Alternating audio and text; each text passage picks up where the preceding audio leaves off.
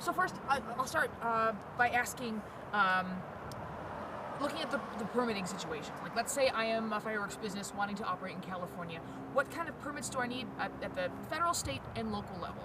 In California, to operate fireworks commercially, there are a number of permits and regulations that an individual or company would have to follow. From our office, we require permits for importing or exporting, bringing fireworks into our state, selling them, retail, wholesaler, all of those, even manufacturing, require different types of permits that have different types of rules. If your business then requires the storage of fireworks, which many of our various pyrotechnic companies do, the code requires a local permit. That way the local fire department, the local agencies have the ability to ensure local conditions and local requirements are followed as well. And so there are various state and local requirements.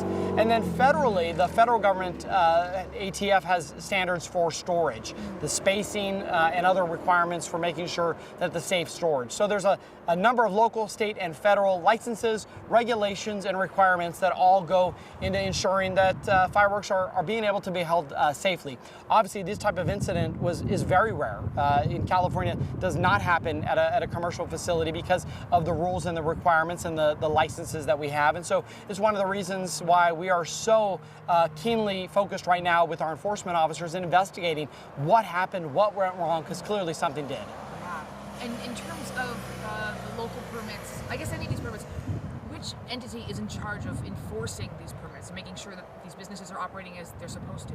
The law requires the individual who is storing fireworks to get a permit locally. So the onus is on the individual who is actually getting the permit. They need to go to their local jurisdiction. Typically it's the fire department, but it could also be the county or the city governance based on building or other local ordinances. So a local permit is then issued by that local authority. Is the local authority then tasked with kind of being the eyes on the ground for, are they doing this correctly? When you get a permit for storing fireworks, like any business permit, the local entity may have local rules, local inspection requirements. In this case, as it's now been determined, the local jurisdiction had not permitted this facility. And so that's going to be a piece very important for us as the license regulator for the wholesaler license of why they did not have a local permit. Yeah, and talk to me about that. Given that we know that they weren't operating with a local permit, and if you can't comment on this specifically, but could a case like this, could this lead to fines, even criminal charges for being negligent in not having that local permit? We have very stiff penalties towards the illegal storage, the illegal transportation, and the illegal use of fireworks. Up to $50,000 of fines, up to a year in prison. And obviously, in the situation happening in Yolo County, with potentially now several individuals dying because of the fire, all eyes right now are on exactly what happened and making sure that we hold, if anything was, rules were broken, holding those individuals accountable. Sure. And I know, as you said, the investigation Operation Protective just started today, so not asking you to speculate on the specifics of it, but like you said, clearly something went wrong. I mean, is there any indication of like some glaring issues of like, okay, I don't know the details, but I can tell you from a 50,000-foot view, like this went wrong or this went wrong. What are you seeing? What's standing out to you? Well, today is the first day we've actually been able to make access to the scene itself based on the hazards. Clearly, there are a number of red flags in the last couple of days to tell us that something went wrong. But that is what our investigators are spending, dedicating their time to do, to figure out where the fire started, how the fire started, and were any of our regulations or California laws broken as a result of the sparking of this fire.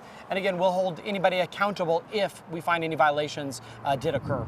And look, I know this might be too early to tell, but from your perspective, since it is up to local entities to do inspections and so forth, and they didn't have those local permits, looking ahead to the future, could there be room for maybe some regulation change where there is more oversight from Cal Fire or something? Yeah, we just last month suspended an individual's license for a similar situation where we were able to find out that they did not have local permits and were storing and had other violations of our fireworks laws. And so we confiscated over 500,000 pounds of illegal fireworks. And again, part of that was the fact that they also did not have a local permit. And so our enforcement efforts are very much focused on making sure that we're tracking down these individuals who are illegally breaking laws and regulations in the storage or the use of fireworks. Yeah, because the worst case scenario, what we are seeing right now, is what can result if you don't do the right permits. Illegal fireworks pose a major safety threat to Californians. It's one of the reasons that we put out messages ahead of the 4th of July urging Californians not to use illegal fireworks. But for those individuals that are knowingly breaking the law, bringing illegal fireworks into our state, storing illegal fireworks, not following regulations, it adds even more severity to the danger that illegal fireworks already pose. And so that's one of the reasons why we continue to be so laser focused on enforcing fireworks laws, and we've had a lot of fruits of our labor of our work. We have brought in almost triple the amount of the normal illegal fireworks that we take off the streets this year alone because of those efforts. Wow. Was there some more funding put toward that, or what?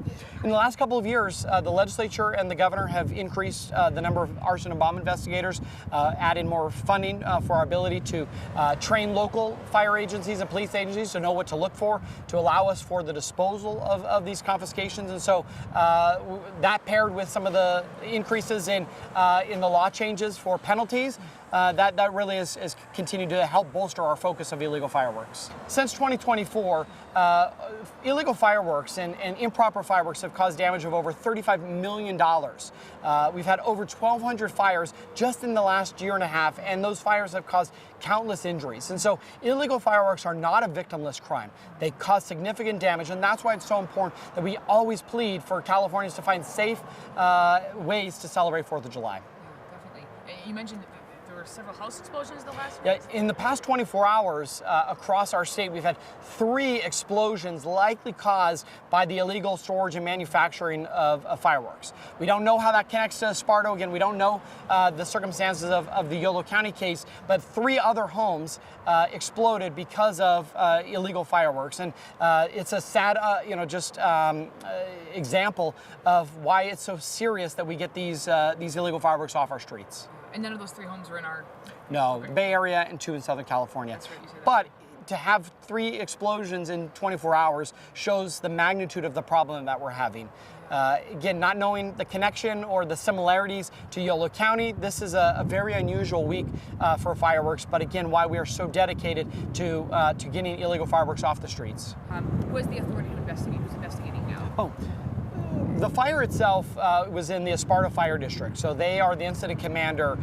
Early on in the incident, they recognized they needed additional assistance, so our arson and bomb investigation team provides assistance to local jurisdictions when we can. And so when they asked us if we could help assist in the investigation, we said absolutely. We dedicated a response that night based on our expertise. We've taken over the investigation. We brought in federal partners like the ATF, working with Esparto Fire, so at local, state, and federal now investigation underway to determine where the fire started on the property, how the fire started, and if something went wrong because of breaking the law or negligence, we're going to hold those individuals or that company responsible.